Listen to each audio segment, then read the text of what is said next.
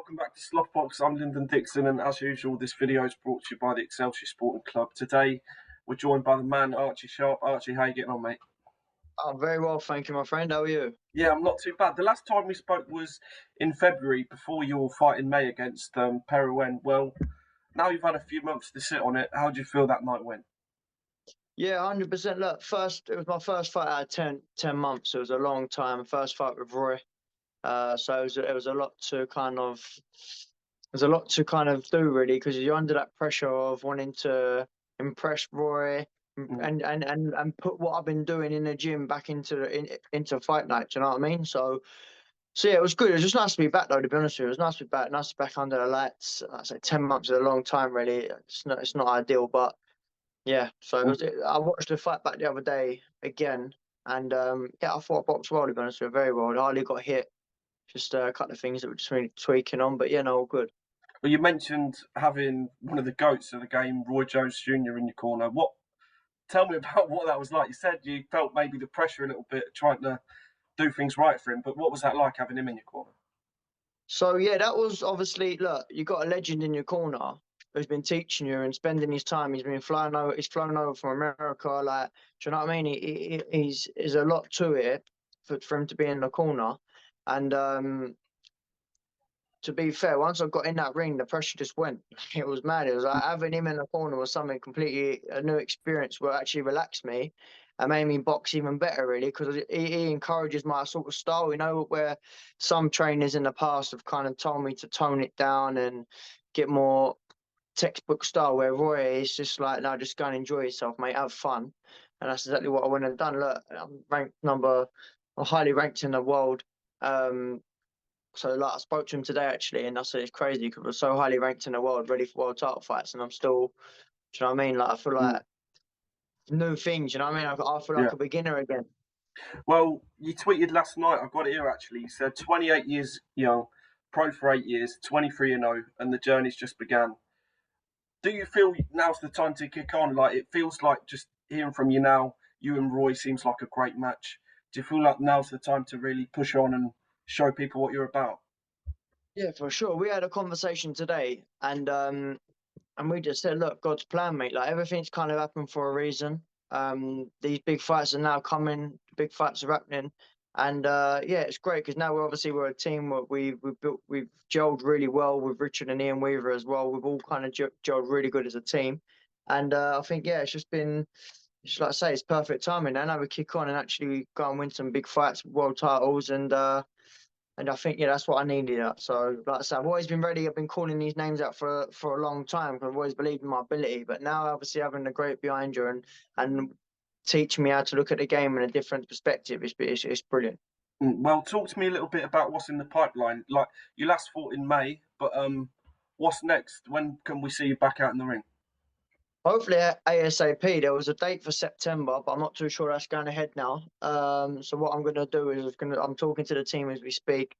There's definitely a show in December that I'll be on. But obviously we want to be out before, so I want to get 2 more fights before the end of the year. They're going to be big fights. We're just maneuvering ourselves into obviously a world title fight, or highly ranked with the BO, as you know. So we're just trying to speak to the BO, see what I need to do to become mandatory to fight Navarrete.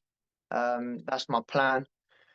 If not, obviously got Foster and Hernandez in the WBC, so I need to try and get myself there for a big fight in the BC. If not, to try and fight for for the world title for that. How much would a fight with someone like Navarrete mean to you? Because he's a great fighter, but you're talking about wanting world titles. Well, he's in the way. How much would a fight like that mean to you? 100%. Look, it's a fight that we want, you know. It's a fight I've been calling for a long time, and even more so after watching them box the other week. Valdez and Navarrete. Look, as a fan, it was a great fight. Sat back, enjoyed it. They're both punching lumps out of each other. It was great to watch, you know. But as a fighter's perspective, who's someone who's gonna box these, I'm looking at them and I can see the flaws and I'll exploit both fighters, to be honest, whether it's Valdez or Navarrete. But that's what I personally believe in, and Roy comfortably believes that as well. He, like I say, straight after the fight, he's on the phone. And as a team, we're discussing it, saying, look, this is a fight that we need to have ASAP. Like, make it happen now, you know. Just moving on from what's next a little bit, I just want to talk a little bit about what motivates you. I mean, from the time I've spoke to you and following you on social media, you can see that you're a proper family man. And like you just said before the interview, 4 kids, they're all getting ready for the baths. You know, you're a proper family man, as I say. Is that something that motivates you? And what else motivates you to, achieve greatness? Yeah, so it's obviously the kids, like, and my wife. I've got a great family. I'm very blessed, and that's what motivates me. And I just think it used to be all about myself, but it ain't anymore. Like, as a Mm, dream, it was to be a world champion, because it was that was for me, and obviously it still is my dream to be a world champion. But the family for sure motivate me in a completely different look at it all. But that I set myself to be a multiple weight world champion, which I'm sure I'm going to go and do real soon. But yeah, they are my motivation, my family, and my kids. mm. Well, a little bit of a different question. Now, it sounds a bit cliche when I ask it, but like I said before, I ask different people and I seem to always get a different answer. What is Archie Sharp's dream venue? Where would you love to fight the most? Um, it's a hard one really, because the Madison Square Garden is obviously a big venue. And I believe that's probably what I would say is my number one, or even the MGM, like that. That's another arena I like to fight in as well. So then they're my top two. Mm. Well, there's some big boxing this weekend. We got our man Daniel Dubois going over there to fight Alexander Usyk, and it's a difficult one because Dubois obviously got that power, but Usyk is arguably the best on the planet at the minute. How do you see that one going? And can Dubois pull off an upset?